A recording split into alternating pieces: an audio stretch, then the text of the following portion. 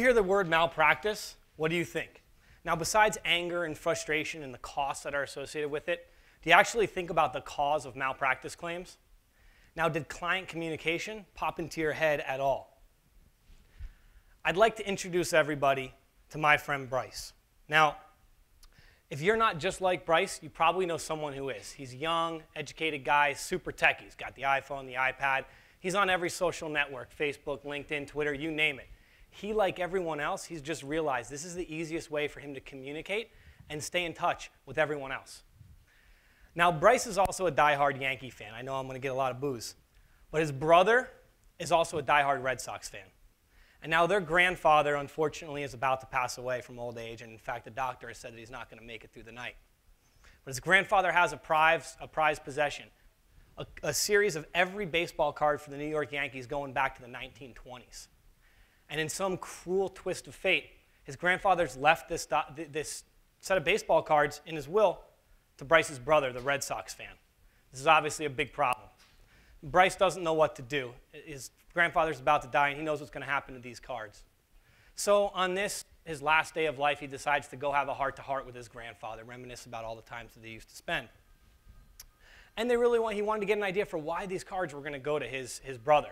Immediately, his grandfather recognized the error of his ways and says, you know what? I need to change my will. I need to give the cards to you, the Yankee fan.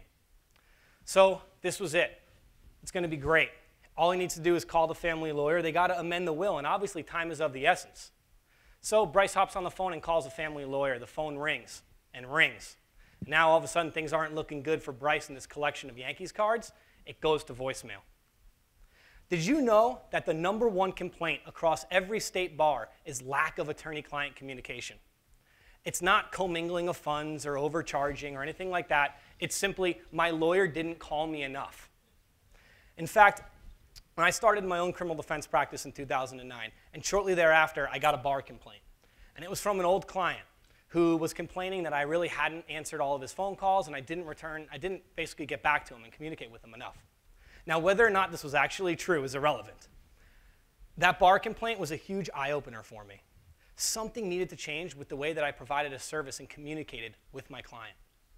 So there we go. I pinpointed the issue. Step 2 was eliminating it. So all we have to do is talk to our clients and give them a call a little bit more often, and the problem is solved, right? Wrong.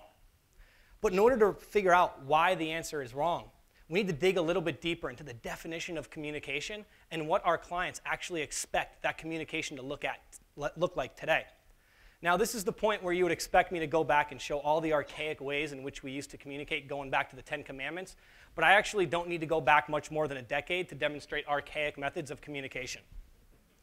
In the last decade alone, technology has advanced at a rate that has significantly eclipsed the prior century combined. The internet, more importantly, how we access it, has forever changed the landscape and the way that we communicate and consume our information. Let me ask you this. When was the last time you called your bank for a balance or called your credit card to make a payment? There are just simply things that we don't do over the phone anymore. We all live in the same world that Bryce lives in, one in which we expect to have our information from anytime, anywhere. We get our bank account balance on an app on our mobile phone. We wish people happy birthday now via Facebook instead of actually calling them. And let me ask you guys this. How many people in the room only check their voicemail on their iPhone because they actually want to make the little red number bubble disappear? Right. I know I do. So the question I ask is, why should our clients be any different? Why shouldn't we communicate with them in the ways that they're used to communicating in their lives? If we communicate via comments and online interactions, why can't they? If they pay all of their bills online, why can't they pay ours? So what I want you to ask yourself today, I want you to reconsider the way that you communicate with your clients. I want you to ask yourself, am I interacting with my clients in the same way that Bryce is used to interacting in his life? The cool part about answering these questions is that there's tons of software available to you that can help you manage communications and collaboration with your clients securely and efficiently. Software that doesn't know the bounds imposed by talking on a phone in the courtroom. Client portals where you can share documents and appointments with your clients 24/7. applications to help you manage communications more efficient than something such as email or texting, and they're accessible on the go. My point is that we need to see the light. It would make no sense for me to stand up here and tell you what software to go out there and try. You guys can do that on your own over the next couple days.